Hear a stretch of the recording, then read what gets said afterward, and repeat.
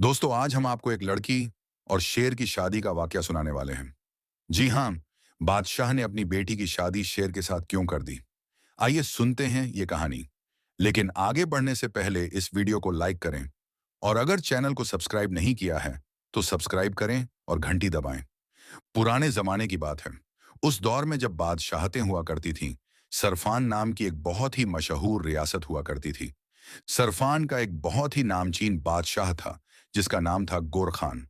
बादशाह गोर खान की उम्र तकरीबन 55 साल के करीब थी, मगर उनका चेहरा ऐसा था कि किसी 30 से 32 साल का नौजवान भी शर्मा जाए। उनका लंबा कद, चौड़ी पेशानी, आंखों में दूर तक देखने और समझने की सलाहियत और होठों पर हमेशा एक फिक्र भरी मगर नर्म मुस्कान रहती थी। वो तख्त पर बैठने वाला बादशाह जरूर था, मगर दिल से बिल्कुल एक आम इंसान की तरह था। नरमी से बात करना, इंसाफ करना और अपनी रियासत के हर छोटे बड़े शहरी का दर्द महसूस करना बादशाह गोरा खान की आदत थी। बादशाह गोरा खान को शिकार का बहुत शौक था, लेकिन वो कोई आम शिकारी नहीं था, बल्कि शिकार और जंगल के मिजाज को समझने वाला इंसान था। उनका अक्सर ये कहना था कि जानवरों को मारना मेरा शौक नहीं है, लेकिन जंगल की खुली फिजा में सांस लेना, उसकी गहरी खामोशी को सुनना और वहां के खतरों से आंख मिलाना, यही मेरी तंदुरुस्ती और ताकत का राज है। बादशाह गोरा खान के तख्त का सिर्फ एक ही चिराग था, उनकी इकलौती बेटी शहजादी फरीहा। शहजादी फरीहा अपने नाम की ही तरह बहुत नर्म, प्यारी और बेइंतहा समझदार लड़की थी। उम्र यही कोई तकरीबन 22 साल रही होगी। बादशाह गोर खान ने उसे बेहतरीन तालीम दिलवाई थी, मगर शहजादी में एक अजीब बात थी। वो बहुत कम बोला करती थी। अक्सर महल के बड़े से फव्वारे के पास अकेली बैठी रहती या फिर अपनी किताबों की दुनिया में खोई रहती। महल के लोग आपस में कहते थे कि शहजादी की आंखों में जैसे कोई अधूरा सा सवाल बसा हुआ है, जिसकी तलाश में वो हमेशा खामोश रहती है। इधर कुछ महीनों से बादशाह गोर खान अपनी रियासत के कामों में बहुत ज्यादा उलझे हुए थे। इसी दिमागी उलझन और थकावट ने बादशाह को अंदर से बहुत कमजोर कर दिया था। वो अब जल्दी थकने लगे थे। उन्होंने खाना पीना कम कर दिया था और देर रातों तक बस सोचते रहते थे। फिर एक दिन महल में अचानक हंगामा मच गया। बादशाह गोर खान को दरबार में बैठे बैठे चक्कर आ गया और वो जमीन पर गिर पड़े। कुछ देर तक उन्हें होश ही नहीं रहा। पूरे महल में खलबली मच गई। फौरन आसपास के तमाम जाने माने और तजुर्बेकार हकीमों को बुलवाया गया। सबने बादशाह का बारीकी से मुआयना किया, नब्ज चेक की, आंखों की रोशनी परखी, मगर किसी भी हकीम को कोई बड़ी या जानलेवा बीमारी का अंदेशा नहीं हुआ। आखिर में एक बहुत ही बुजुर्ग हकीम ने आगे बढ़कर कहा, बादशाह सलामत, आपको जिस्मानी तौर पर कोई बीमारी नहीं है। यह सब सिर्फ और सिर्फ लगातार थकावट और दिमागी बोझ का असर है। मेरा मशवरा यह है कि आप कुछ दिनों के लिए इस महल और रियासत की उलझनों से दूर चले जाएं। जंगल की सैर करें, खुली हवा में सांस लें, परिंदों की आवाजें सुनें और अपना पसंदीदा शिकार करें। आपके दिमाग का यह सारा बोझ खुद ब खुद उतर जाएगा। बादशाह गोर खान ने उनकी बात पर खामोशी से सिर हिलाया।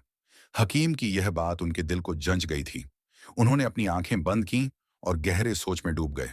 हाँ, उन्होंने दिल ही दिल में कहा, शायद वक्त आ गया है। वो जंगल मुझे फिर से बुला रहा है। अगले ही दिन सुबह सुबह महल में ऐलान करवा दिया गया कि बादशाह सलामत शिकार पर जा रहे हैं।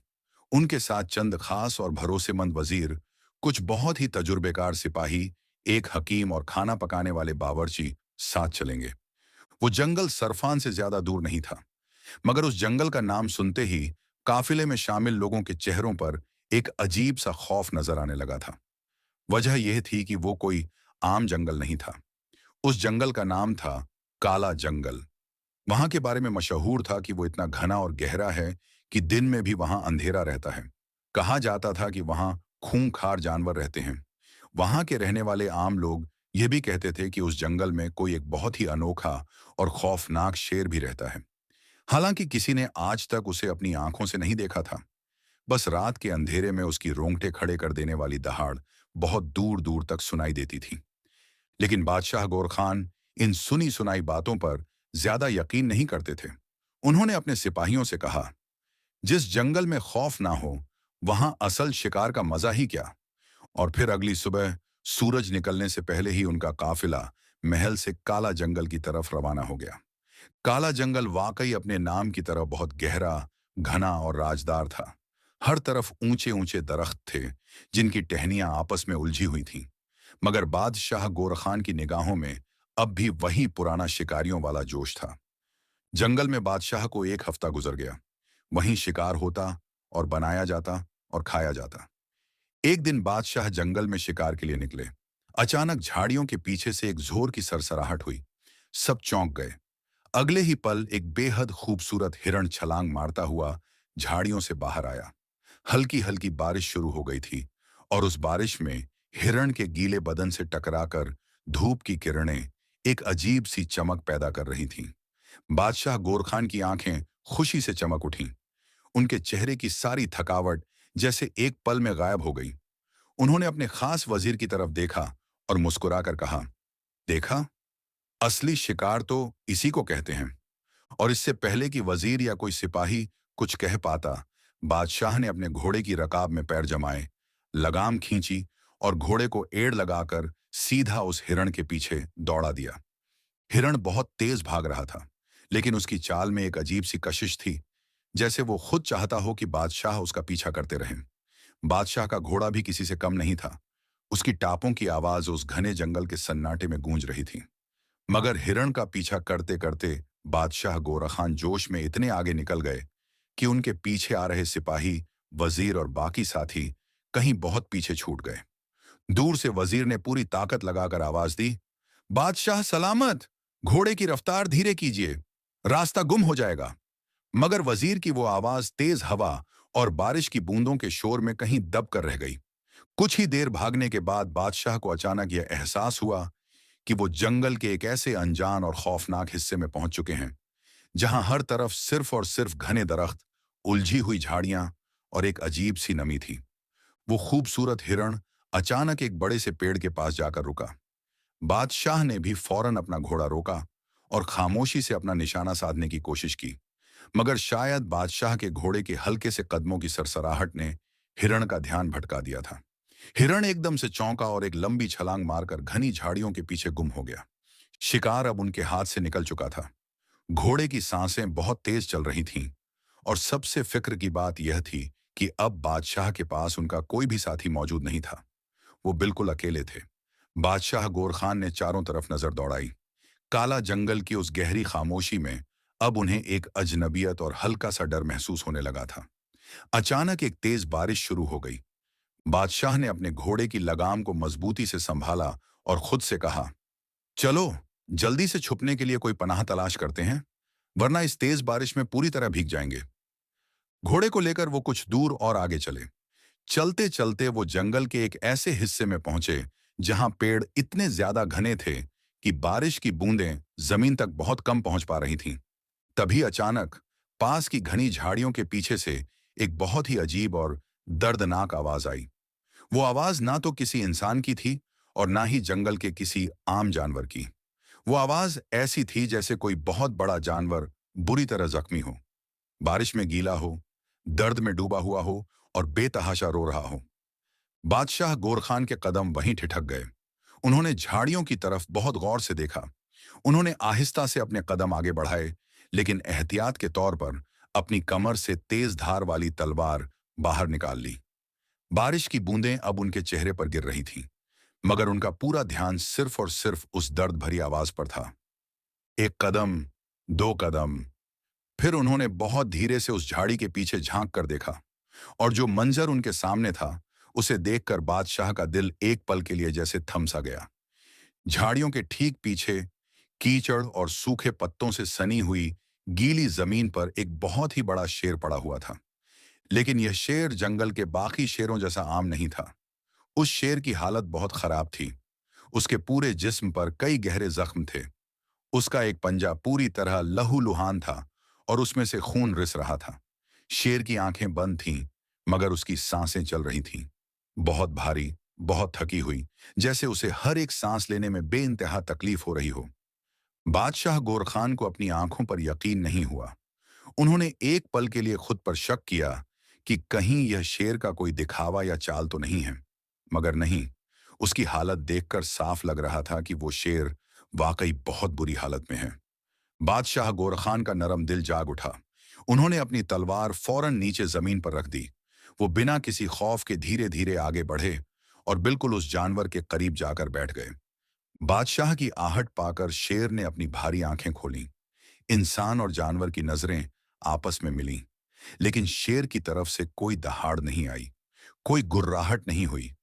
बादशाह ने शेर के चेहरे को बहुत नजदीक से देखा। उन्होंने अपने हाथों से धीरे से शेर की ठोड़ी को छुआ। फिर उन्होंने एहतियात से शेर का मुंह थोड़ा सा खोलकर देखा। शायद बादशाह गोर खान को अपने दिल की तसल्ली करनी थी कि कहीं यह शेर अचानक उन पर कोई हमला तो नहीं कर देगा। जैसे ही शेर का मुंह खुला, जो कुछ बादशाह ने देखा उसने उन्हें और भी ज्यादा हैरान कर दिया। उस विशाल शेर के मुंह में सिर्फ 4 दांत बाकी थे। सिर्फ 4। ना तो शिकार को चीरने वाले तेज नुकीले दांत थे, ना खून से सने हुए जबड़े, ना उसकी आंखों में कोई गुस्सा था और ना ही कोई जंगली वहशत। बादशाह फौरन सब कुछ समझ गए। उन्होंने खुद से कहा, यह काला जंगल का कोई खूंखार जंगली शेर नहीं है। यह तो किसी का पाला हुआ पालतू शेर मालूम होता है। उनके दिमाग में फौरन सवालात घूमने लगे। अगर यह शेर पालतू था, तो इतने खौफनाक जंगल में इतनी दूर, वो भी यूं अकेला और इस कदर जख्मी हालत में कैसे पहुंच गया? किसने इसका यह हाल किया? मगर बादशाह जानते थे कि यह वक्त इन सवालों के जवाब ढूंढने का नहीं था, बल्कि उस जानवर की जान बचाने का था। वो फौरन वहां से उठे और अपने घोड़े की तरफ गए। घोड़े की पीठ पर बंधे हुए झोले को उन्होंने जल्दी से खोला। इस झोले में तीर कमान के अलावा हमेशा छोटी मोटी दवाएं और मरहम मौजूद रहती थीं, क्योंकि बादशाह अक्सर शिकार पर जाते थे। वो झोला लेकर फौरन शेर के पास वापस लौटे। उन्होंने बहुत ही नर्म हाथों से सूती कपड़े से शेर के जिस्म से कीचड़ साफ किया, उसके गहरे जख्मों पर मरहम लगाया और फिर बड़े एहतियात से वो नुकीला तीर बाहर निकाला जो शेर की बाईं टांग में बुरी तरह ढंसा हुआ था। तीर निकलते ही शेर के मुंह से दर्द की एक हल्की सी चीख निकली, मगर फिर वो बिल्कुल खामोश हो गया। बादशाह गोर खान की आंखों में उस वक्त एक अजीब सी नरमी और हमदर्दी थी। शेर ने अपनी भारी गर्दन मोड़कर बादशाह गोर खान की तरफ देखा। उसकी उस एक नजर में प्यार था। बारिश रुक चुकी थी। अब जैसे ही माहौल थोड़ा शांत हुआ, तभी बादशाह के घोड़े ने अचानक जोर जोर से हिनहिनाना शुरू कर दिया। घोड़े की गर्दन बार बार एक ही दिशा की तरफ घूम रही थी और वो अपने अगले पैरों की ठोकरें जमीन पर मार रहा था। बादशाह गोर खान फौरन चौकन्ने हो गए। उन्होंने अपनी तलवार की मूठ पर हाथ रखा और धीरे धीरे उस दिशा की तरफ कदम बढ़ाए। जैसे ही वो झाड़ियों के करीब पहुंचे, उन्हें कुछ लोगों के कदमों और बातचीत की आवाजें सुनाई देने लगीं। बादशाह सलामत, आप कहाँ हैं? वजीर सबसे आगे दौड़ता हुआ उनकी तरफ आया, लेकिन जैसे ही वजीर और सिपाहियों की नजर बादशाह की हालत पर पड़ी, वो सन्न रह गए। बादशाह के शाही कपड़े कीचड़ में सने हुए थे, उनके हाथ मिट्टी से रंगे थे और उनके ठीक पीछे एक बड़ा सुनहरा शेर लेटा हुआ था। वजीर की तो आंखें हैरानी और खौफ से फटी की फटी रह गईं। अरे, ये शेर, और आप इसके इतने करीब! बादशाह गोर खान ने फौरन अपना हाथ उठाकर सबको खामोश कराया और एक रौबदार आवाज में बोले, तलवारें अंदर रखो। ये शेर अब हमारा कोई शिकार या दुश्मन नहीं है। आज से ये शेर हमारे महल में रहेगा। सब सिपाही और वजीर एक दूसरे का मुंह देखने लगे। बादशाह ने सबको करीब बुलाया और वहीं उन घने दरख्तों के नीचे बैठकर उन्हें पूरी कहानी तफसील से बताई। आखिर में बादशाह ने हुक्म दिया, खैर, अब शिकार का इरादा खत्म। हम इसी वक्त यह शेर लेकर वापस महल की तरफ चलेंगे। सिपाहियों ने कहा, जी बादशाह सलामत, जैसा आपका हुक्म। जैसे ही काफिला सरफान महल पहुंचा, बादशाह ने अपने सारे शाही काम एक तरफ रख दिए और रियासत के सबसे काबिल हकीमों को फौरन तलब किया।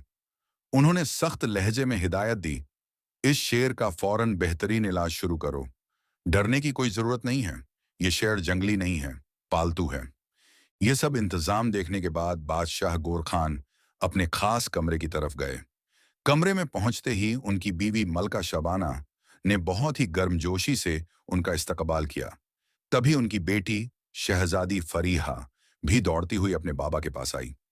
बाबा, फरीहा ने चहकते हुए पूछा, आप जंगल से किस जानवर का शिकार करके लाए हैं? बादशाह गोर खान ने अपनी बेटी के सिर पर प्यार से हाथ फेरा और मुस्कुराते हुए कहा, मेरी प्यारी बेटी, आज मैं कोई शिकार नहीं लाया, बल्कि एक शेर लेकर आया हूं। शहजादी हैरानी से पीछे हटी। मलका शबाना के चेहरे पर भी परेशानी आ गई। हाँ, बादशाह ने तसल्ली देते हुए कहा, वो बेचारा जंगल में बहुत जख्मी हालत में मिला था, मगर तुम लोग फिक्र ना करो, वो बहुत ही खूबसूरत और बिल्कुल पालतू शेर है। अभी हकीम उसका इलाज कर रहे हैं। शहजादी फरीहा की आंखें खुशी से चमक उठीं। उसने जिद करते हुए कहा, बाबा, जानवरों से तो मुझे भी बहुत लगाव है। जब वो शेर थोड़ा ठीक हो जाए तो मुझे उससे जरूर मिलवाइएगा। बादशाह ने हंसते हुए हामी भरी।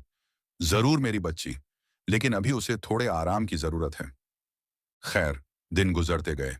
हकीमों की मेहनत से शेर का इलाज बहुत कामयाब रहा। उसके जिस्म के तमाम जख्म तेजी से भरने लगे। अब वह शेर पहले से कहीं ज्यादा तंदुरुस्त और चमकदार लगने लगा था। जब शेर के पूरी तरह ठीक होने की खबर शहजादी फरीहा को मिली, तो वो अपने कदमों को रोक नहीं पाई और दौड़ती हुई सीधे अपने बाबा के पास पहुंची। बादशाह गोरा खान उसे शेर के पास ले गए। जब शहजादी फरीहा पहली बार उस बड़े सुनहरे शेर के सामने जाकर खड़ी हुई, तो ऐसा लगा जैसे शहजादी का दिल उसी पल उस बेजुबान जानवर से जुड़ गया हो। उसने बिना किसी खौफ के अपना हाथ आगे बढ़ाया और बहुत नरमी से शेर के सिर पर हाथ फेरा। शेर ने कोई गुर्राहट नहीं की। इसके बजाय उसने अपनी आंखें बंद कर लीं। उस दिन के बाद से शहजादी और शेर की दोस्ती गहरी होती गई। शहजादी कभी उस शेर की चौड़ी पीठ पर बैठ जाती, कभी उसके सामने बैठकर उससे घंटों अपनी बातें करती रहती, और कभी कभी तो खेलते हुए बेझिझक अपना हाथ शेर के मुंह में डाल देती। सुबह होते ही शहजादी अपने कमरे से निकलती और किसी से मिले बिना सीधी उस शेर के पास पहुंच जाती। दोपहर की तेज धूप हो या शाम की ठंडी हवा, फरीहा बस शेर के पास ही बैठी रहती थी। शहजादी और उस शेर के दरमियान एक खामोश और गहरा रिश्ता बन चुका था। लेकिन शहजादी का यह बदला हुआ रूप देखकर बादशाह गोरखान और मलका शबाना को थोड़ी फिक्र होने लगी। एक दिन मलका शबाना ने बहुत ही फिक्रमंद लहजे में कहा, सरताज, जरा अपनी शहजादी की तबीयत को तो देखिए। दिन दिन भर भूखी प्यासी उसी जानवर के पास बैठी रहती है, लेकिन उस शेर के पास से नहीं हटती। बादशाह गोरखान ने कुछ सोचते हुए कहा, क्यों ना हम ऐसा करें कि यह शेर अपनी बेटी को हमेशा के लिए तोहफे में दे दें। कम से कम शहजादी को यह तसल्ली तो रहेगी कि शेर उसी का है। अगले ही दिन शहजादी फरीहा को वो शाही शेर तोहफे के तौर पर दे दिया गया। शहजादी की खुशी का कोई ठिकाना नहीं रहा। शहजादी ने फौरन महल के एक बहुत बड़े हिस्से को चुना। वहां बाग सजाया गया और बीचों बीच शेर के लिए एक बहुत ही आरामदेह कोना बनवाया गया। अब शहजादी अपनी खास सहेलियों और नौकरानियों के साथ उसी बाग में अपना दिन गुजारती थी। वक्त यूं ही खामोशी से गुजरता रहा। शहजादी को उस शेर के साथ रहते हुए अब तकरीबन 1 महीना हो चुका था। शेर का बर्ताव कुछ अजीब था। वो दिन के वक्त तो बाग में रहता था और रात को एक जगह पत्थर जैसा बनकर बैठा रहता, जैसे वो कोई शेर नहीं बल्कि महल का कोई खामोश पहरेदार हो। एक बार रात के तकरीबन 3 बजे का वक्त होगा। बाहर हवाएं सर्द और भारी चल रही थीं। शहजादी फरीहा को नींद नहीं आ रही थी। यूं ही अचानक उसके दिल में ख्याल आया कि उठकर खिड़की से बाग का वो मंजर देखे जहां उसका शेर बैठा करता है। उसने आहिस्ता से पर्दा हटाया और नीचे देखा, लेकिन जो मंजर उसने वहां देखा, उस पर उसकी आंखों को यकीन ही नहीं आया। जहां हर रात वो सुनहरा शेर बैठा करता था, वहां आज कोई शेर नहीं था। उसकी जगह वहां एक नौजवान बैठा हुआ था। एक ऐसा खूबसूरत नौजवान जिसे देखकर ही लगता था कि वो किसी बहुत बड़ी रियासत का शहजादा है। पर असली हैरत की बात कुछ और थी। उस अनजान नौजवान के बिल्कुल करीब शहजादी फरीहा की ही एक खास नौकरानी बैठी हुई थी, गंछा। गंछा की उम्र ज्यादा नहीं थी, मगर उसके बाल बेइंतहा लंबे, घने और रेशमी थे। शहजादी ने खिड़की से देखा कि वो नौजवान शहजादा बहुत ही प्यार से गंछा के उन्हीं लंबे बालों में अपनी उंगलियां फेर रहा था। यह मंजर देखकर शहजादी फरीहा का कलेजा कांप गया। उसने फौरन पर्दा बंद कर दिया। उसके जहन में सवालात का एक तूफान उठ खड़ा हो गया। जब सुबह हुई तो शहजादी फरीहा ने फौरन गंछा को बुलवाया। गंछा हाजिर हुई। शहजादी फरीहा ने बहुत ही सख्त आवाज में पूछा, गंछा, सीधे सीधे सच बताना, कल रात को बाग में शेर की जगह वो जो नौजवान बैठा था, वो कौन था? और रात के अंधेरे में तुम दोनों वहां क्या कर रहे थे? ये सुनते ही गंछा बुरी तरह कांपने लगी। उसकी आंखों में डर था मगर फिर हिम्मत जुटाकर कांपती आवाज में बोली, शहजादी साहिबा, आज मैं आपको सारा राज बयान कर देती हूँ। वो शेर जिसे सब बेजुबान जानवर समझते हैं, असल में वो एक इंसान है। उनका नाम शहजादा शरीफ है और वो बरसंग देश के शहजादे हैं। वो भेष बदलना जानता है। वो सारा दिन शेर रहते हैं, लेकिन रात को अपनी असली सूरत में आ जाते हैं। गंछा ने घबराते हुए आगे कहा, और उन्होंने मुझे देख लिया। वो मेरे इन लंबे बालों पर अपना दिल हार बैठे हैं। वो हर रोज मेरे पास आते हैं। वो मेरे बाल खोलते हैं, बस उन्हें देखते रहते हैं। वो कहते हैं कि जब तक वो रात को मेरे बालों को ना देख लें, उन्हें सुकून नहीं मिलता। ये सुनकर शहजादी फरीहा का चेहरा गुस्से से लाल हो गया। जिस शेर को उसने इतनी मोहब्बत से पाला, वो असल में एक अजनबी मर्द था, जो रात के अंधेरे में उसी के महल की एक नौकरानी से आशिकी कर रहा था। शहजादी ने अपने गुस्से को काबू में किया और गंछा की तरफ उंगली उठाते हुए अपना फैसला सुना दिया। खबरदार गंछा, अगर आज के बाद तुम फिर कभी रात के अंधेरे में उस शहजादे के पास गई, तो मैं तुम्हारे यह सारे बाल वहीं जड़ से काटकर जमीन पर फेंक दूंगी। शहजादी की इस सख्त धमकी से गंछा बुरी तरह कांप गई। उसने थरथराती आवाज में कहा, जी, जी शहजादी साहिबा, जैसा आपका हुक्म। और इतना कहकर वो डरे हुए कदमों से कमरे से बाहर चली गई। शहजादी फरीहा अकेली खड़ी रह गई। अब वो जान चुकी थी कि उसका सामना किसी बेजुबान जानवर से नहीं, बल्कि एक चालाक शहजादे से है। उस रात की खौफनाक सच्चाई जानने के बाद शहजादी फरीहा का दिल जैसे पत्थर का हो गया था। बीती रात से उसने उस शेर की तरफ मुड़कर देखना भी गवारा नहीं किया था। ना तो उसने शेर को खाने के लिए कुछ दिया, न पीने के लिए पानी, और ना ही एक पल के लिए उसके करीब गई। वो शेर, जो दरअसल एक इंसानी शहजादा था, उस पर शहजादी की यह अचानक बेरुखी बहुत भारी गुजर रही थी। पूरा दिन बीत गया, सुबह से शाम हो गई। शेर बगीचे के उसी कोने में बिल्कुल अकेला, खामोश और उदास बैठा रहा। रात हुई तब भी शहजादी फरीहा ने कोई परवाह नहीं की। इस तरह एक पूरा दिन और एक रात गुजर गई। अगले दिन सुबह शहजादी अपने शानदार बिस्तर से उठी। उसने अपने बालों को सलीके से बांधा और अपनी रोजाना की आदत के मुताबिक अपनी खास नौकरानी को आवाज दी, गंछा। लेकिन कमरे में कोई जवाब नहीं आया। गंछा। इस बार शहजादी की आवाज थोड़ी तेज और सख्त थी, लेकिन फिर भी किसी के आने की कोई आहट नहीं हुई। शहजादी फरीहा की पेशानी पर बल पड़ गए। उसने गुस्से में महल की दूसरी नौकरानियों को पुकारा। कुछ ही देर में 3-4 नौकरानियां डरी सहमी सी कमरे में दाखिल हुईं। शहजादी ने उनकी तरफ तेज नजरों से देखा और पूछा, गंछा कहाँ है? मैंने उसे आवाज दी थी। तुम लोग क्यों आई हो? तभी उनमें से एक दुबली पतली और कांपती हुई नौकरानी थोड़ा आगे बढ़ी और घबराते हुए बोली, शहजादी साहिबा, वो वो बाहर बाग की दीवार पर किसी ने कोयले से कुछ लिखा है। शायद आप खुद ही चलकर देखें तो बेहतर होगा। शहजादी फौरन भारी कदमों से अपने बाग की तरफ मुड़ी। पूरे बाग में एक अजीब सा सन्नाटा पसरा हुआ था, बिल्कुल किसी बड़े तूफान से पहले वाली खामोशी की तरह। जब शहजादी उस बड़ी दीवार के पास पहुंची, तो उसकी आंखें फटी की फटी रह गईं।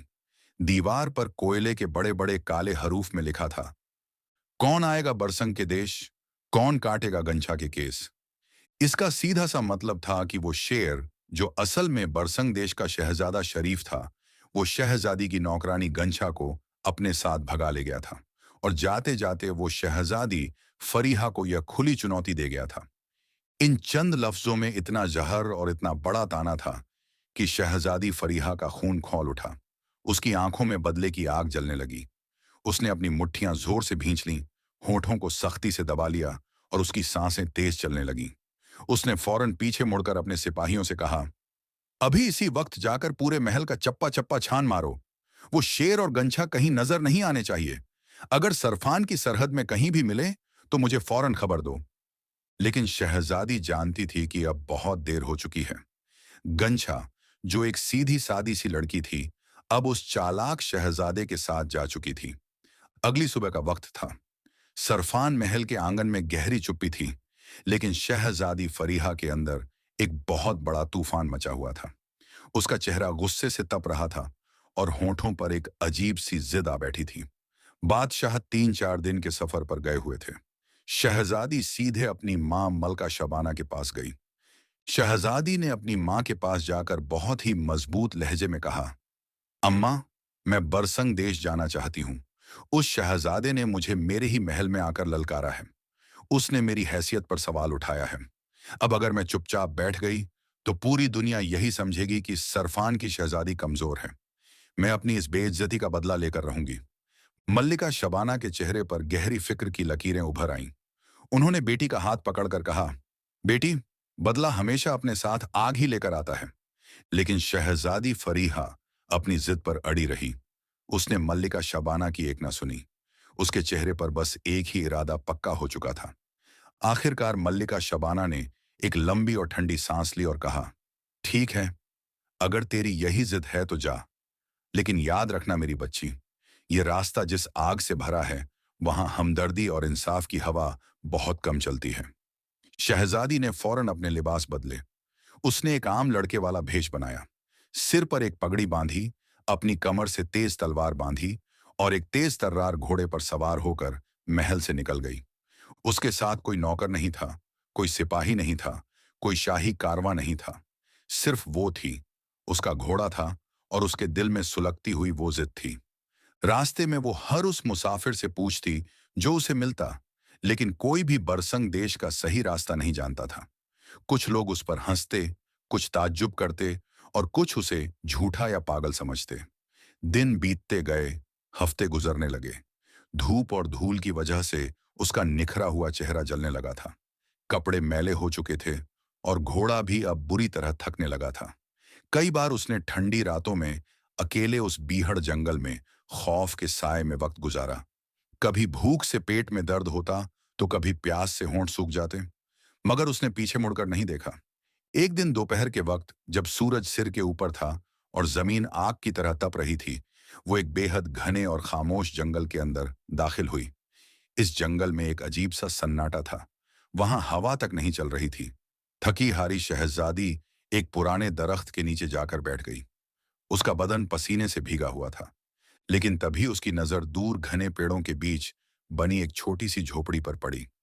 इतने गहरे जंगल के अंदर झोपड़ी? उसने हैरानी से सोचा। वो आहिस्ता आहिस्ता कदम बढ़ाती हुई उस झोपड़ी की तरफ गई। झोपड़ी बहुत पुरानी थी, मगर अंदर से बिल्कुल साफ सुथरी थी। वहां एक बहुत ही समझदार और तजुर्बेकार बुजुर्ग बैठे हुए थे। झुकी हुई कमर, लेकिन उनकी आंखों में एक अजीब सी तेज चमक थी। इन बुजुर्ग को सब शकील चाचा के नाम से जानते थे। शकील चाचा ने शहजादी को ऊपर से नीचे तक देखा और एक हल्की सी मुस्कान के साथ बोले, बेटी, तू तो एक लड़की है। ये लड़कों वाला भेष बनाकर इन खौफनाक जंगलों में क्यों भटक रही है? शहजादी फरीहा बिल्कुल सन्न रह गई। उसने इतना लंबा सफर तय किया, इतना बेहतरीन भेष बदला था कि कोई उसे पहचान ना सके। मगर इन शकील चाचा ने तो पहली ही नजर में उसका असली रूप पहचान लिया। आपको कैसे पता चला? उसने बेहद हैरानी से पूछा। शकील चाचा मुस्कुराए और बहुत ही इत्मीनान से बोले, बेटी, तू अपनी कहानी बता। तुझे क्या परेशानी है? शहजादी ने एक लंबी सांस ली और पहली बार अपने दिल का सारा बोझ हल्का कर दिया। उसने शकील चाचा को पूरी कहानी तफसील से सुनाई। शहजादे का शेर बनकर सरफान आना, उसकी नौकरानी गंछा को अपने साथ ले जाना और दीवार पर लिखी वो छुभती हुई ललकार जिसने उसकी नींदें छीन ली थी।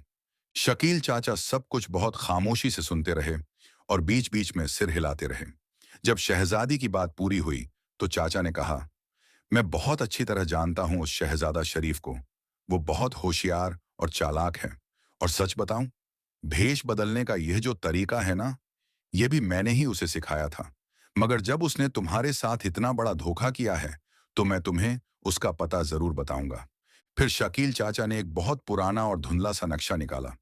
उस पर काली स्याही से कुछ निशान बनाए और शहजादी की तरफ बढ़ाते हुए कहा, यह ले बेटी, यह है बरसंग देश का सीधा रास्ता। लेकिन एक बात हमेशा याद रखना, रास्ता जितना साफ दिखाई देता है, असल में वो उतना आसान कभी नहीं होता। शहजादी ने शकील चाचा का दिल से शुक्रिया अदा किया और उसी वक्त घोड़े पर सवार होकर उस नक्शे के मुताबिक बरसंग देश की तरफ निकल पड़ी। 3 दिन का लगातार सफर बिल्कुल भी आसान नहीं था, लेकिन शहजादी, जो अब पूरी तरह एक लड़के के भेष में ढल चुकी थी, हर तकलीफ सहती रही। उसके कदमों में थकावट जरूर थी, मगर उसके इरादों में लोहे जैसी मजबूती थी। जब वो आखिरकार बरसंग देश की सरहद में दाखिल हुई, तो वहां की फिजा में एक अजीब सी खामोशी और डर महसूस हो रहा था। शहर बहुत ही खूबसूरत था, मगर वहां के लोग बड़ी जल्दी जल्दी में नजर आ रहे थे, जैसे वो किसी बात से खौफजदा हों या कुछ छुपा रहे हों।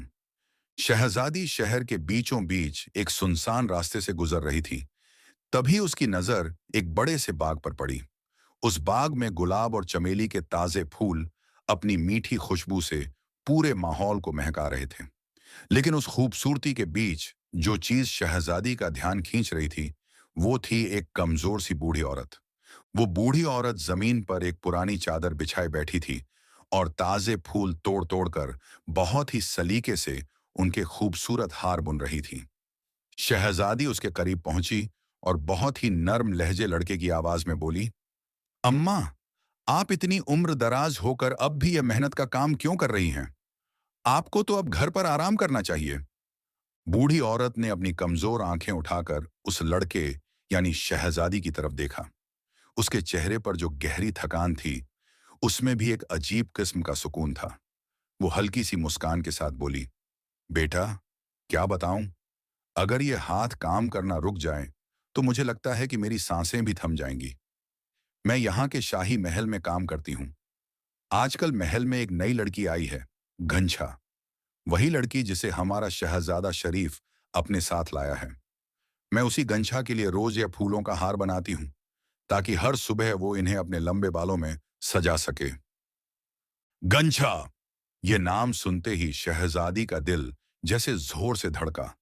लेकिन शहजादी के चेहरे पर कोई घबराहट नहीं आई। उसके होठों पर एक बहुत ही शातिर मुस्कान आ गई। वो लड़के की आवाज में ही बड़ी नरमी से बोली, अम्मा, आप थक गई होंगी। आप थोड़ी देर बैठिए, मैं आपके लिए यह हार तैयार कर देता हूँ। बूढ़ी औरत थोड़ी हैरान हुई, मगर फिर सिर हिलाकर एक किनारे बैठ गई और बोली, बेटा, तेरे जैसे अच्छे लोग अब इस सल्तनत में कम बचे हैं।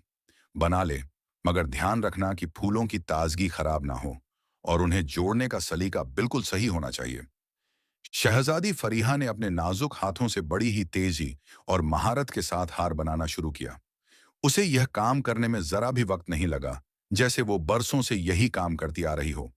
कुछ ही देर में उसने गुलाब और चमेली के 3 बेहद खूबसूरत हार तैयार कर दिए। वो हार इतने दिलकश थे कि खुद बूढ़ी औरत भी उन्हें बस देखती ही रह गई। वाह बेटा, तू तो किसी उस्ताद से कम नहीं लगता। बूढ़ी औरत अब बहुत खुश थी। शहजादी ने बड़ी सादगी से कहा, अम्मा, मैं बहुत दूर से यहाँ काम की तलाश में आया हूँ। अगर कहीं कोई छोटी मोटी नौकरी मिल जाए, तो अपने लिए 2 वक्त की रोटी कमा लूं। आप चाहे तो महल में मेरे लिए कोई सिफारिश कर सकती हैं। बूढ़ी औरत ने बहुत प्यार से उसका हाथ थामा और कहा, तेरे जैसे मेहनती और हुनरमंद लड़के की मैं खुद जाकर सिफारिश करूंगी। चल मेरे साथ, मैं महल में बात करूंगी।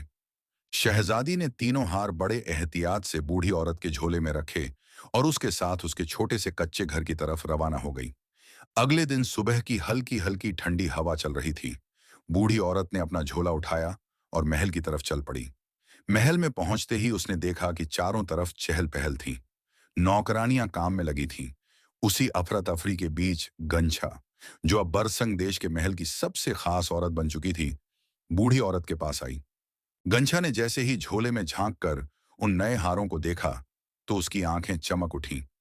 उसने फौरन एक हार अपने हाथ में उठाया और बोली, अरे वाह, ये तो बहुत ही नायाब और खूबसूरत हार हैं। इतने खूबसूरत हार तो मैंने आज तक नहीं देखे। सच बता, ये किसने बनाए हैं? बूढ़ी औरत ने थोड़ी सी झिझक के साथ झूठ बोला, जी, वो मेरी एक भांजी आई हुई है कुछ दिनों के लिए। उसी ने अपने हाथों से बनाए हैं। बच्ची को खाली बैठना बिल्कुल अच्छा नहीं लगता, तो मैंने उसे धागा और फूल दे दिए थे। बस यूं ही बैठे बैठे बना लिए उसने। ये सुनते ही गंछा की आंखों में लालच आ गया। वो फौरन बोली, कल तुम अपनी उस भांजी को भी अपने साथ महल लेकर आना। मैं चाहती हूं कि वो अब से महल में ही रहे। वो रोज मेरे बालों की मालिश भी करेगी और मेरे लिए ऐसे ही नए नए हार भी बनाएगी। बूढ़ी औरत ने सिर हिलाकर हामी भरी, जैसी आपकी मर्जी। जब बूढ़ी औरत वापस घर लौटी, तो उसके चेहरे पर घबराहट थी। उसने शहजादी से कहा, बेटा, घंचा को वो हार बहुत पसंद आए हैं।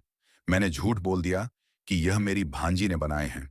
अब वो चाहती है कि कल तुम महल जाओ और उसके बालों की मालिश करो। लेकिन लेकिन बेटा, तुम तो एक लड़के हो, अब मैं क्या करूं? शहजादी फरीहा यह सुनकर धीरे से मुस्कुराई। वो उठी और घर के अंदर वाले कमरे में चली गई। थोड़ी देर बाद जब वो बाहर आई तो बूढ़ी औरत उसे देखकर सन्न रह गई। शहजादी ने अपने चेहरे पर हल्का सा काजल लगा लिया था, सिर पर एक बारीक सी ओढ़नी डाल ली थी और बालों को औरतों की तरह एक रुमाल से ढक लिया था। उसने अपना रंग भी काजल लगाकर थोड़ा सा सांवला कर लिया था, ताकि उसकी असल पहचान पूरी तरह छुप जाए। बूढ़ी औरत ने राहत की सांस लेते हुए कहा, वाह बेटा, तू तो बिल्कुल एक खूबसूरत लड़की लग रही है। तूने तो कमाल कर दिया। चल, अब कल तू मेरे साथ महल चलना। आगे जो होगा देखा जाएगा। अगली सुबह शहजादी फरीहा उसी भेष में बूढ़ी औरत के साथ महल पहुंच गई। गंछा ने उसे ऊपर से नीचे तक देखा, लेकिन उसे जरा भी शक नहीं हुआ कि यह वही सरफान की शहजादी है जिसकी वो नौकरानी हुआ करती थी। गंछा ने मगरूर लहजे में कहा, तो तुम ही हो जिसने वो खूबसूरत हार बनाए थे। ठीक है, अब तुम मेरे बालों की मालिश करो। उसने बाकी नौकरानियों और बूढ़ी औरत को कमरे से बाहर भेज दिया। अब उस बड़े से आलीशान कमरे में सिर्फ दो ही लोग बचे थे, घंछा और भेष बदले हुए शहजादी फरीहा। कमरे में खामोशी थी। शहजादी फरीहा ने बहुत ही इत्मीनान से खुशबूदार तेल निकाला और गंछा के उन लंबे घने और रेशमी बालों में लगाना शुरू किया। फरीहा के हाथों की मालिश से गंछा का बदन ढीला पड़ने लगा। वो अपनी सारी चालाकी, अपनी सारी साजिशें भूलकर एक गहरी और सुकून भरी नींद की आगोश में चली गई। अब मौका शहजादी फरीहा के ठीक सामने था। यही वो पल था जिसका वो कई रातों से इंतजार कर रही थी।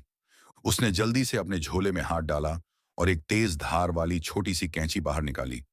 उसका दिल तेजी से धड़क रहा था, मगर उसके हाथ बिल्कुल नहीं कांपे। उसने गंछा के उन खूबसूरत और लंबे बालों को पकड़ा जिन पर शहजादा शरीफ इतना गुरूर करता था, और धीरे धीरे उन्हें जड़ से काटना शुरू कर दिया। बाल कट कट कर जमीन पर गिरते जा रहे थे और शहजादी फरीहा की आंखों में बदले का एक गहरा सुकून उतरता जा रहा था। जब गंछा के सिर पर सिर्फ ठूंठ जैसे छोटे छोटे बाल बच गए तो फरीहा वहां से उठी। कमरे से बाहर निकलने से पहले वो महल की एक बड़ी दीवार के पास गई। उसने कोयले का एक टुकड़ा उठाया और बहुत ही बड़े बड़े हरूफ में वहां लिख दिया, हम आए बरसंग के देश, हमने कांटे गंछा के केस। उसने दीवार की तरफ एक आखिरी फख्र भरी नजर डाली, जैसे वो कह रही हो कि सरफान की शहजादी अपना बदला लेना जानती है। और फिर बिना किसी को भनक लगे वो खामोशी से महल से बाहर निकली। बूढ़ी औरत के घर पहुंचकर अपने लड़के वाले कपड़े पहने घोड़े पर सवार हुई और सीधे अपने वतन सरफान की तरफ तेज रफ्तार से निकल गई। उसी दिन शाम के वक्त जब सूरज डूब चुका था और महल के आंगन में बड़े बड़े दिए जलाए जा रहे थे, शहजादा शरीफ भारी कदमों से गंछा के कमरे की तरफ बढ़ रहा था। उसे अभी तक कुछ भी मालूम नहीं था। शरीफ के चेहरे पर आज एक अजीब सी बेचैनी थी। वो सीधा कमरे में दाखिल हुआ। गंछा वहां बैठी हुई थी, लेकिन उसने अपने सिर पर एक बड़ा सा दुपट्टा ओढ़ा हुआ था। शरीफ ने बिना कोई बात किए सीधा हुक्म दिया, गंछा, अपने सिर से यह दुपट्टा हटाओ, मुझे तुम्हारे वो खूबसूरत बाल देखने हैं। गंछा थोड़ी हिचकिचाई। वो अभी सोकर उठी थी और उसे खुद भी नहीं पता था कि उसके साथ क्या हो चुका है। उसने आहिस्ता आहिस्ता अपने सिर से दुपट्टा हटाया। जैसे ही दुपट्टा नीचे गिरा, शहजादा शरीफ की आंखें खौफ और हैरत से फटी की फटी रह गईं। गंछा के वो घने, रेशमी और जमीन तक लंबे बाल अब वहां नहीं थे। उसके सिर पर सिर्फ बेतरतीब कटे हुए छोटे छोटे बाल बचे थे। ये ये क्या है? शहजादा शरीफ एक कदम पीछे हट गया। तेरे तेरे बाल कहाँ गए? गंछा ने ताज्जुब से अपने सिर पर हाथ फेरा, और जब उसकी उंगलियां उसकी चमड़ी और कटे हुए बालों से टकराईं, तो उसका दिल जोर से ढक से रह गया। उसकी आंखों से आंसू छलक पड़े। मगर मगर मैंने तो अभी कुछ देर पहले ही मालिश करवाई थी। ये सब कैसे हो गया? गंछा जोर जोर से रोने लगी। शहजादे की सांसें तेज हो गई थीं। उसे फौरन किसी बड़ी साजिश की बू आने लगी। वो बिना कुछ बोले तेजी से उस कमरे की तरफ भागा जहां गंछा अक्सर तैयार हुआ करती थी। जैसे ही उसने दरवाजा खोलकर अंदर देखा, उसकी नजरें सीधा सामने वाली दीवार पर जाकर जम गईं। दीवार पर काले रंग से वो ललकार लिखी हुई थी, हम आए बरसंग के देश, हमने काटे गंछा के केस। शहजादा शरीफ वहीं खड़ा रह गया। उसकी सांसें जैसे थम गईं, लेकिन आंखों में बेइंतहा गुस्सा भर गया। उसने अपने दांत जोर से भींचे और खुद से कहा, फरीहा। पीछे पीछे गंछा भी रोती हुई वहां आ पहुंची थी। शरीफ ने झटके से पलटकर उसकी तरफ देखा। अब उसके चेहरे पर गंछा के लिए कोई मोहब्बत, कोई हमदर्दी नहीं बची थी, सिर्फ नफरत थी। तुझे कुछ पता ही नहीं चला बेवकूफ औरत, शरीफ जोर से चिल्लाया। सरफान की शहजादी फरीहा भेष बदलकर मेरे महल तक आई, तेरे बाल काटकर चली गई और तू सोती रही। फिर शरीफ ने एक बहुत ही जोरदार थप्पड़ गंछा के गाल पर रसीद किया। थप्पड़ इतना तेज था कि गंछा लड़खड़ाकर जमीन पर गिर पड़ी। मुझे तेरी सूरत या तेरी अदाओं से कोई मोहब्बत नहीं थी। मुझे सिर्फ तेरे उन लंबे बालों से प्यार था जो अब नहीं रहे। अब तू मेरे किसी काम की नहीं है। इसी वक्त निकल जा मेरे महल से। गंछा जमीन पर बैठी झार झार रो रही थी। एक दिन पहले जो शहजादा उस पर अपनी जान छिड़कता था, आज वही उसे धक्के मारकर अपने महल से निकाल रहा था। और दूसरी तरफ शहजादी फरीहा अपने इस इंतकाम के बाद सुकून से अपने वतन सरफान की हदों में वापस दाखिल हो रही थी। महल में पहुंचते ही उसने अपने वालिद बादशाह गोरखान और वालिदा मलका शबाना को सारा वाकया कह सुनाया। मलका शबाना ने राहत की सांस ली और बादशाह गोरखान का सीना फख्र से चौड़ा हो गया कि उनकी बेटी ने हार नहीं मानी। दिन बड़े ही इत्मीनान से बीत रहे थे। सरफान के महल में लोग खुश थे। देखते ही देखते 15 दिन गुजर चुके थे। एक दोपहर का वक्त था। सूरज सिर के ऊपर चमक रहा था और महल के बड़े बड़े साए सिमट कर छोटे हो गए थे। तभी अचानक सरफान महल के बड़े दरवाजे पर भारी शोर उठा। पहरेदारों ने जोरदार आवाज में ऐलान किया, होशियार, बरसंग देश से कोई खास वजीर अपना कारवां लेकर आए हैं। शहजादी फरीहा उस वक्त अपनी बालकनी में खड़ी थी। यह ऐलान सुनते ही फरीहा के चेहरे पर हल्की सी संजीदगी आ गई। उसने नीचे आंगन में झांक कर देखा। 7-8 लंबे चौड़े सिपाही अपनी कमर से भारी तलवारें लटकाए खड़े थे और उनके बीच में एक ऐसा आदमी खड़ा था जो अपने लिबास और चेहरे मोहरे से किसी बहुत बड़ी रियासत का खास वजीर मालूम होता था। सफर की थकान और रास्तों की धूल उसके कपड़ों पर साफ नजर आ रही थी। वो वजीर सीधा बादशाह गोरा खान के दीवान खाने में पहुंचा। वहां बादशाह गोरा खान अपने तख्त पर बैठे थे और उनके इर्द गिर्द रियासत के तमाम बड़े बड़े वजीर और अमीर लोग जमा थे। वजीर ने बादशाह गोरा खान को आदाब किया और बहुत ही भारी आवाज में कहना शुरू किया, बादशाह सलामत, मैं बरसंग देश से आया हूं। मैं आपके सामने एक बहुत बड़ी हकीकत बयान करने आया हूं। वो शेर जिसे आपने सोने के भाव तौलकर खरीदा था, वो असल में कोई जानवर नहीं, बल्कि हमारे मुल्क का शहजादा था, शहजादा शरीफ। वजीर ने अपनी बात जारी रखी, बादशाह सलामत, हमारा शहजादा उस वक्त शेर की शक्ल में आपके मुल्क में आया था, लेकिन वो अपनी हदों से आगे बढ़ गया और आपकी महल की एक नौकरानी को उठाकर अपने साथ ले गया। ये बहुत बड़ी गलती थी, लेकिन आपकी शहजादी फरीहा ने जो हिम्मत और अक्लमंदी दिखाई, उसने हमारे शहजादे के गुरूर को चकनाचूर कर दिया। शहजादी ने भेष बदलकर हमारे महल में कदम रखा और हमारे शहजादे को एक ऐसा सबक सिखाया जिसने हमारी आंखें खोल दी। वजीर थोड़ा रुका, उसने एक लंबी सांस ली और फिर बोला, हमारा शहजादा शरीफ अब अपनी इस हरकत पर बेहद शर्मिंदा है। उसे अपनी गलती का गहरा एहसास हो चुका है। वो दिन रात सिर्फ आपकी शहजादी की बहादुरी और समझदारी की बातें करता है। हमारे बादशाह ने मुझे यह पैगाम देकर भेजा है कि हम शहजादा शरीफ का रिश्ता आपकी शहजादी फरीहा के लिए मांगना चाहते हैं। पूरे दरबार में कुछ देर तक सुई गिरने जैसी खामोशी छाई रही। यह कोई मामूली बात नहीं थी। एक मुल्क का शहजादा दूसरे मुल्क की शहजादी के सामने अपनी हार मानकर रिश्ता मांग रहा था। बादशाह गोर खान हल्का सा मुस्कुराए और बहुत ही ठहराव के साथ बोले, ए वजीर, यह फैसला मेरी बेटी करेगी, शहजादी फरीहा। सबकी निगाहें फौरन बालकनी की तरफ मुड़ गईं, जहां शहजादी फरीहा खड़ी सब कुछ सुन रही थी। शहजादी फरीहा ने बहुत इत्मीनान से अपने लिबास को ठीक किया। उसकी आंखों में एक अजीब सी चमक थी। वो अपनी जगह से हिली नहीं, बल्कि वहीं से पूरे तेज और कड़क लहजे में बोली, ए वजीर, जाकर अपने शहजादे से कह दो कि अगर वो वाकई शर्मिंदा है तो उसे खुद हमारे सामने आना होगा। मैं किसी ऐसे इंसान से अपना रिश्ता नहीं जोड़ सकती जो सिर्फ अपने वजीर के जरिए और मीठे लफ्जों से माफी मांग ले।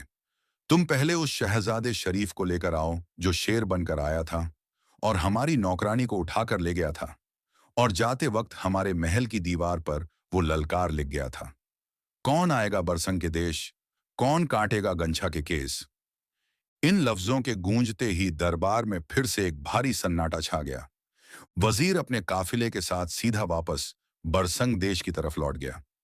बरसंग देश का वो वजीर जो कुछ दिन पहले ही लंबे सफर पर निकला था, अब थका मांदा और धूल से सना हुआ वापस अपने बादशाह के दरबार में दाखिल हुआ। दरबार के लोग अपने अपने काम में लगे थे, मगर जैसे ही वजीर ने बादशाह के सामने आकर सब कुछ बताया, तो दरबार में एक अजीब सी खामोशी छा गई। शहजादा शरीफ भी वहीं पास खड़ा था। बादशाह ने जब वजीर की यह पूरी बात सुनी, तो उनकी आंखों में फरीहा के लिए गुस्सा नहीं, बल्कि अपने बेटे शरीफ के लिए गहरा अफसोस और शर्मिंदगी तैरने लगी। उन्होंने अपने बेटे शहजादा शरीफ की तरफ देखा और एक बहुत ही गहरी सांस लेकर भारी आवाज में कहा, तुमने गलती की है शरीफ। तुमने जो भी किया वो किसी शहजादे के लायक नहीं था। मोहब्बत में चालाकी नहीं चलती। किसी की मोहब्बत और किसी के भरोसे के साथ खिलवाड़ करना अच्छे इंसानों का काम नहीं होता। अब वक्त आ गया है कि तुम जाकर खुद अपनी गलती का सामना करो। शहजादा शरीफ, जो अब तक बिल्कुल खामोश खड़ा था, उसने धीरे से अपनी गर्दन हिलाकर कहा, बाबा जान, मैं वाकई बहुत शर्मिंदा हूं। मैं अपनी चालाकियों के नशे में यह भूल गया था कि इंसान की असल खूबसूरती उसके बालों में नहीं, बल्कि उसके किरदार में होती है। मैं अभी जाता हूं और उनसे खुद माफी मांगूंगा। बादशाह ने अपने कुछ बेहद भरोसेमंद सिपाहियों की एक छोटी सी टोली शरीफ के साथ कर दी। शहजादे ने सफर की तैयारी की और अगली ही सुबह वो सरफान की शहजादी के महल की तरफ रवाना हो गया। धक्के खाता हुआ वो शहजादी के महल पहुंच गया, लेकिन वहां पहुंचते ही शहजादा शरीफ को एक बहुत ही अजीब सा मंजर दिखाई दिया। महल के बाहर दूर से दिखाई दे रहा था कि एक बेहद खूबसूरत और तेज तर्रार घोड़ा तैयार खड़ा है। उस घोड़े पर सामने की तरफ एक नौकरनुमा शख्स सवार था, जिसने मर्दों वाले कपड़े पहने थे। मगर सबसे ज्यादा हैरानी की बात यह थी कि सरफान की शहजादी फरीहा उसी घोड़े पर उस नौकर के ठीक पीछे बैठी हुई थी। शहजादा शरीफ दूर से यह नजारा देखता ही रह गया। यह मंजर देखते ही उसका चेहरा गुस्से से तपने लगा। उसके अंदर का खून जैसे उबल पड़ा। वो तेजी से अपने घोड़े से नीचे उतरा और लगभग चिल्लाते हुए बोला, फरीहा, यह क्या बेहुदा हरकत है? मैं यहां बरसंग देश से तुम्हारा रिश्ता मांगने आया हूं, अपनी गलती की माफी मांगने आया हूं, और तुम किसी मामूली गुलाम के साथ सरेआम इस तरह एक ही घोड़े पर बैठी हो। क्या तुम्हें अपने शहजादी होने का जरा भी ख्याल नहीं है? फरीहा ने उसकी चीख पुकार सुनी, लेकिन उसके चेहरे पर जरा भी घबराहट या शर्मिंदगी नहीं थी। वो बिल्कुल शांत थी। उसने बहुत ही इत्मीनान से घोड़े से नीचे कदम रखा। उसके चेहरे पर ना कोई गुस्सा था, ना कोई शर्म। उसने बहुत ही सुकून से शहजादे की आंखों में देखा और तंज करते हुए कहा, अच्छा, तो आपको यह देखकर बहुत बुरा लगा? शहजादा थोड़ा नरम तो हुआ, लेकिन उसका जवाब अभी भी सख्ती से ही भरा था। हाँ, बुरा लगा। यह तो सरेआम इज्जत का तमाशा है। कोई शहजादी एक मामूली गुलाम के पीछे कैसे बैठ सकती है? फरीहा यह सुनकर मुस्कुरा दी, मगर उसकी वो फरीहा सीधे शरीफ के दिल पर किसी तेज तीर की तरह लगी। उसने अपने साथ खड़े उस नौकर को हाथ से इशारा करके पास बुलाया। वो नौकर सधे हुए कदमों से उनके बिल्कुल करीब आ गया। फरीहा ने शरीफ की आंखों में आंखें डालते हुए कहा, जानते हो शहजादे, ये कौन है? शरीफ ने घूर कर उस नौकर को देखा। फरीहा ने आगे कहा, ये तुम्हारी वही गंछा है, वही नौकरानी जिसकी अदाओं और जिसके लंबे बालों पर तुम फिदा थे, जिसके लिए तुमने शेर बनकर मेरे महल में सेंध लगाई थी। शहजादा ने लड़खड़ाते हुए एक नजर उस नौकर पर डाली, जो वाकई अब मर्दाना लिबास में थी, मगर जब उसने गौर किया तो आंखें, चाल, चेहरा और अंदाज बिल्कुल वही गंछा का था, बस सिर पर वो लंबे बाल नहीं थे। शरीफ को उस पल ऐसा महसूस हुआ जैसे किसी ने उसे आईना दिखा दिया हो। उसे एहसास हुआ कि उसने गंछा से कभी मोहब्बत की ही नहीं थी। उसे सिर्फ उसके बालों से दिलचस्पी थी।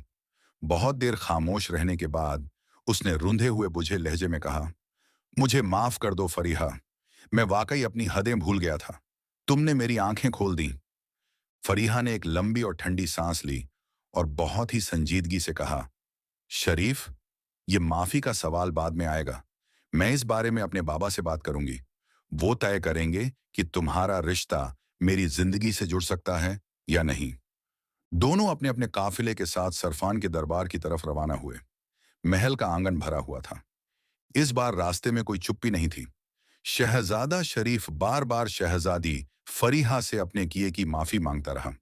वो बताता रहा कि कैसे वो अपने झूठे नकाबों और गुरूर में उलझ गया था और कैसे फरीहा की सादगी, उसकी समझदारी और उसकी बहादुरी ने उसके दिल को जीत लिया है।